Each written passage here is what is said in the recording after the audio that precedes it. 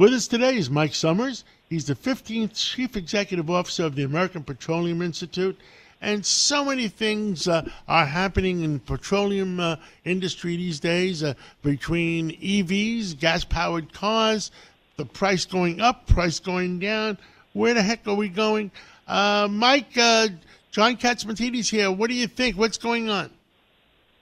Well, John, great to be with you. I'll tell you, it is a very volatile time within the industry, particularly because the Biden administration has decided to put forth a regulatory onslaught on American oil and gas. Every opportunity that they have to limit the amount of production that we have in the United States, they are taking. In fact, what I would argue is that everywhere they can cut off production, they are. Specifically on federal lands and in federal waters, which they have direct control over. And the sad part is that's about 25% of American production. So everywhere they're doing this is leading to higher gas prices for American consumers. And honestly, it's also leading to instability throughout the world because the world depends on American oil and gas to power the rest of the world as well. And so what we're asking for is regulatory relief here so that American can, again, be the world leader in energy production. Well, North America, between Canada, Alaska, the United States, we have 100 years worth of oil, at least, not counting the Arctic.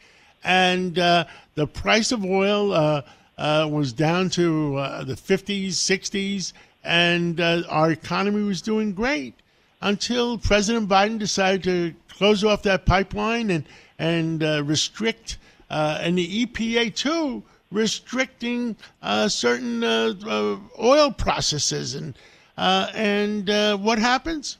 The price goes to $100. And you know what I've said on television, on Fox 2, Mike? $1 trillion of wealth has moved from North America to Russia, China, and the OPEC nations. And we're making America and the American people poorer by doing this, by raising the price of gasoline, raising the price of food. What say you? Well, just yesterday, the Secretary of Energy, Jennifer Granholm, said that they're doing everything in their power to lower prices for American consumers. That's just flatly untrue. In fact, what they did just last week to cut off leases in Alaska, an illegal move that was authorized by Congress, leases and permits on federal lands are down 96% since this White House took over. They're cutting off access to the Gulf of Mexico. Just 3 weeks ago, they cut off 6 million acres of development in the Gulf of Mexico.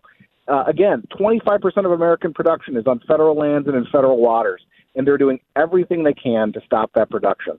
And then in addition to that, they're putting new regulatory restrictions in place that are going to lead to more lost production if we're not careful. And then on top of that, they're talking about forcing Americans to buy cars that they just don't want. They're trying to do this forced electrification through electric vehicles.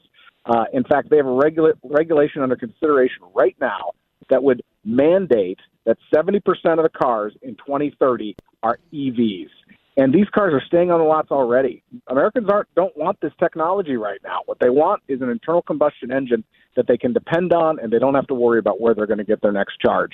So at every opportunity they have to cut off American production, they're doing it.